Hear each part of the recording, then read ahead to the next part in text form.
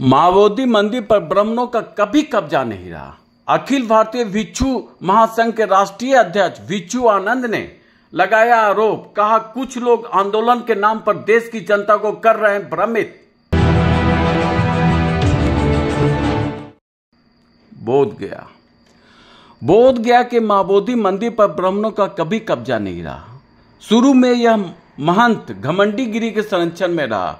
1949 में भारत सरकार के अनुरोध पर एक समझौता बना, जिसके तहत एक्ट बनाकर एक समिति गठित की गई, जिसमें 4 बौद्ध और 4 हिंदू के सदस्य समिति के संचालन करते थे। आज इसमें 4 बौद्ध और 2 हिंदू ही सदस्य हैं। वर्ष 1988 से बौद्ध ही सचिव है। इन्हें सत्यता की जानकारी नहीं है। ऐसे लोग जातीय भावना से ग्रसित हैं। उक्त बातें अखिल भारतीय भिक्षु महासंघ के राष्ट्रीय अध्यक्ष भिक्षु आनंद ने बोध गया के एक निजी होटल में प्रेस वार्ता आयोजित कर संवाददाताओं को संबोधित करते हुए कहा। उन्होंने कहा कि 12 फरवरी से कुछ लोग आकाश लामा के नेतृत्व में बोध गया के पवित्र धरती पर अनर्गल धरना के नाम पर झूठे सच्चे बयान देकर सोशल मीडिया के नाम पर देश की जनता को भ्रमित कर रहे हैं। पूरी दुनिया में ब्राह्मणवाद के खिलाफ जहर फैला रहे हैं। इससे बोध गया की छवि दुनिया में खराब हो रही है। उन्होंने कहा कि ऐसे लोग भगवान बुद्ध के नाम पर, बाबा साहेब अंबेडकर के नाम पर आंदोलन कर रहे हैं, जिन्हें न तो भगवान बुद्ध के वास्तविक उपदेशों का ज्ञान है और न ही खुद के बारे में जानते हैं। भगवान बुद्ध ने कभी विद्वेष और हिंसा को प्रश्रय नहीं दिया। जो लोग समाज में विद्वेष फैला रहे हैं कभी बुद्ध के अनुयायी नहीं हो सकते। उन्होंने स्पष्ट किया कि यदि उन्हें आंदोलन करना है तो उन भिक्षुओं के विरुद्ध करें जो बड़े बड़े बौद्ध मठों में विलासिता के जीवन जी रहे हैं। ऐसे लोग इस देश में अनुसूचित जाति का भी लाभ ले रहे हैं। दूसरी तरफ बौद्ध भी बने हुए हैं। भंते आनंद ने चेतावनी भरे लहजे में कहा, इन आंदोलनकारी लोगों के द्वारा जो झूठी अफवाह फैलाई जा रही है, यदि इसे बोध गया के पवित्र धरती पर कोई हिंसात्मक तांडव होगा तो यही लोग जिम्मेदार होंगे, जो 12 फरवरी से झूठा प्रचार करने में लगे हैं। इस मौके पर अखिल भारतीय भिक्षु महासंघ के राष्ट्रीय महासचिव भिक्षु बीपी थेरो, ज्योति सहित अन्य लोग मौजूद थे। मेरा नाम बदंत आनंद वास्तविक है। मैं आपको ये बता दूं कि मैं अखिल भारतीय भिक्षु महासंघ का राष्ट्रीय अध्यक्ष हूँ। इसके साथ साथ अखिल भारतीय बोध गया माओवादी बिहार मुक्ति आंदोलन का मैं राष्ट्रीय अध्यक्ष हूँ। स्मरण रहे 1992 से जब से ये आंदोलन शुरू हुआ, 2003 तक बंते सुरेश देसाई इसके अध्यक्ष थे। बाद में कंटिन्यू 2003 से आज तक मैं इसका राष्ट्रीय अध्यक्ष हूँ।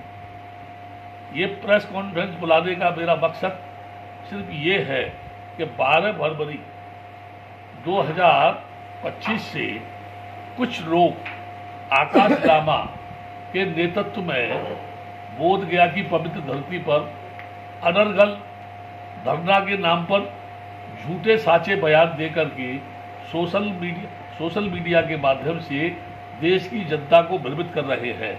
जैसे समय समय पर इनके वीडियो जा रहे हैं। पूरे दुनिया में ब्राह्मणवाद के खिलाफ बौद्ध लोग हुए। पूरी दुनिया के लोग ब्राह्मणवाद को उखाड़ कर फेंकने के लिए हमारे आंदोलन से जुड़ रहे हैं। पूरे देश की जनता यहाँ बुद्ध गया की पवित्र धरती पर जब तक ये ब्राह्मणवाद से मुक्त नहीं हो जाता तब तक लोग चैन से नहीं बैठेंगे। मैं ये बताना चाहता हूँ, ये मूर्खतापूर्ण जो ये लोग बात कर रहे हैं, ये अनर्गल झूठा बयान दे रहे हैं, क्योंकि कभी भी इस माओवादी बिहार पर ब्राह्मणों का कब्जा नहीं रहा। शुरू में ये घमंडगिरी महंत के यानी संरक्षण में था, उनकी जमींदारी में था। उस समय पर प्रधानमंत्री से या गांधी से जो लोग विदेशों में कहते थे कि बुद्ध गया माओवादी बिहार कब आप बौद्धों को देंगे, तो इन्होंने महंत से उस बुद्ध बिहार को लेने के लिए कई बार प्रार्थना की। उस महंत से जब उन्होंने मना किया तो एक एग्रीमेंट हुआ। उसमें यह कंडीशन थी कि 3 वर्ष के लिए बिहार सरकार एक समिति गठित करेगी, जिसमें 4 हिंदू होंगे, 4 बौद्ध होंगे। डीएम जो होगा वो हिंदू होगा, वो इसका चेयरमैन होगा और ये समिति 3 वर्ष तक काम करेगी। मैं इनको ये बताना चाहता हूँ जो धरने पर बैठे हुए हैं, बहुत से भद्दे भी ये बात कह रहे हैं हम बदला लेके रहेंगे। बहुत से भद्दे लोग ये कह रहे हैं हम जब तक बोधगया महाबोधि विहार मुक्त नहीं होगा यहाँ से हम जाएंगे नहीं। ये सोडा वाटर बोतल की तरह से झाग दे रहे हैं। ये इनको सत्यता में ये पता नहीं है। अभी भी बोधगया की प्रबंधन कमेटी में केवल 2 मेंबर है हिंदू साइड से, उसमें महंत नहीं है। इसके साथ साथ सेक्रेटरी बुद्धिस्ट है, महारथी श्वेता है। इससे 1998 से लेकर के आज तक बुद्धिस्ट ही इसके अंदर सेक्रेटरी हो रहा है। अभी वर्तमान में देखा जाए तो 4 बौद्ध, 2 हिंदू और डीएम कोई भी हो, वो हिंदू शब्द हटा दिया गया है तो मेजॉरिटी बौद्धों की है, हिंदू तो 2 ही है। और फिर ये कहना कि 4 इसके अंदर बौद्ध है, 4 हिंदू है। अभी एक बंदे का कहना ये है अगर उनको हिंदू ही रखने हैं तो एक मेंबर ओबीसी से होना चाहिए, एक मेंबर जो है राजपूत से होना चाहिए, एक मेंबर आदिवासी से होना चाहिए। लगता है वो भद्दे जातिगत भावना से ग्रसित है जो ये कह रहा है हिंदुओं में भी विभिन्न जाति के लोगों को इसमें रखा जाना चाहिए।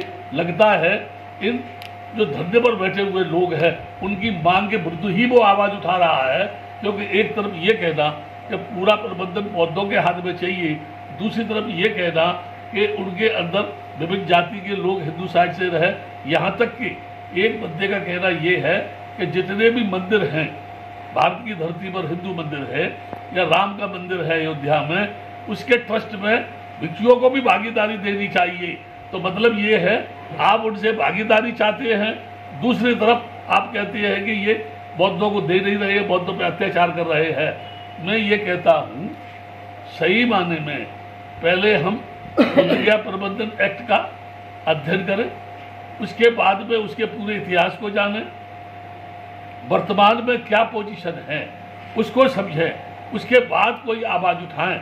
इसलिए मैं आपके माध्यम से देश के अवाम से ये कहना चाहता हूँ, ये झूठी साची बातों में न आकर के अगर आपने जोश में आकर के होश खो दिया और इनकी बात को मान लिया तो मैं एक बात बता रहा हूँ, 4-4 लाख लोगों को लेके मैंने दिल्ली में धरने प्रदर्शन किए हैं। 3-3 महीने तक बरसात के दिनों में या अनर्गल धरना चला है। 6 महीने तक जंतर मंतर पर जो है अनिश्चितकालीन धरना चला है। बावजूद उसके जब हमने जो है प्रधानमंत्री से या जो है कहना चाहिए माइनॉरिटी के अध्यक्ष से या गृह मंत्री से बात की तो उस समय ये कहा गया था कि एक पिटीशन सोसाइटी दायर किया है, उसे आप वापस लें तो हम बुद्धिस्ट सेक्रेटरी बनाएंगे। कंडीशनल उसको विड्रॉ किया गया। मैं ये कहना चाहता हूँ इन लोगों ने नागपुर में एक मीटिंग की बद्देश्वरी ससाई की अध्यक्षता में, ये केवल लोकप्रियता हासिल करने के लिए इन्होंने मीटिंग की, नहीं तो इनको ससाई से कहना चाहिए था कि बद्दे जी आपने पिटीशन जो दायर किया है उसे आप वापस ले लें। इन्होंने उनसे भी नहीं कहा और उनसे भी नहीं कहा। अगर इनको आंदोलन करना है तो उन लोगों के सामने करें जिन्होंने सुप्रीम कोर्ट में पिटीशन दायर किया हुआ है, या इनको आंदोलन करना है तो उन भिक्षुओं के बीच में करें जो बड़े बड़े मठों में बैठ करके विलासिता का जीवन व्यतीत कर रहे हैं। मैं ये कहना चाहता हूँ बौद्ध उपासकों से जो बड़े बड़े बुद्ध विहारों में तमाम बंदे बैठ करके ऐशो आराम का जीवन व्यतीत कर रहे हैं, उन बुद्ध विहारों के ताले लगाएं और उनसे कहें जाओ बोधगया की धरती पर जाकर के बौद्धों की समस्या के लिए आप आंदोलित करो। वो वहाँ बैठ करके ये स्टेटमेंट दे रहे हैं सोशल मीडिया के माध्यम से। इससे समस्या का निराकरण नहीं होगा। जब तक भारत का बौद्ध एक नहीं होता, जब तक भारत की बौद्ध संस्था एक नहीं होती, जब तक अम्बेडकर संस्थान के लोग एक नहीं होते, जब तक किसी भी समस्या का ये समाधान नहीं कर सकते हैं। क्योंकि यदि आप बौद्ध हैं तो आप अपना आइडेंटिफिकेशन दीजिए, आप बौद्ध भी हैं, आप अनुसूचित जाति के भी हैं। यदि अनुसूचित जाति के हैं तो आप संविधान के आधार पर अपने फंडामेंटल राइट को प्राप्त क्यों नहीं कर सके? यदि आप बौद्ध हैं तो इतने वर्षों से सो रहे थे क्या? आपकी कितनी जनसंख्या है, कहाँ कहाँ कितने स्टेट में बौद्ध है? क्या इसमें अरुणाचल के बौद्ध है? क्या इसमें मिजोरम के बौद्ध है? क्या इसमें चकमा बौद्ध है? और जो भी तुम दिखा रहे हो उनको वो पूजा कर रहे हैं, वहाँ आप सोशल मीडिया पे डाल रहे हैं, चकमा उन्हें समर्थन किया। अगर थाईलैंड के लोग या चांटिंग कर रहे हैं तो आप कह रहे हैं विदेशी लोगों ने इसका समर्थन किया। ये झूठी बातों को कह करके ईमानदारी से सही बात को कहो और सही बात ये है, एक्ट के खिलाफ लड़ाई लड़ रही है, कोई भी किसी का भी इसके ऊपर कब्जा नहीं है। और यदि ये बात कह रहे हो तो आप झूठे हैं, झूठी अफवाह फैला रहे हैं, समाज को भड़काने का काम कर रहे हैं। बुद्ध की धरती पर अगर कोई हिंसात्मक तांडव होगा तो वो लोग जिम्मेदार होंगे जो 12 फरवरी से ये झूठा प्रचार करके पूरी देश की जनता को गुमराह कर रहे हैं। बहुत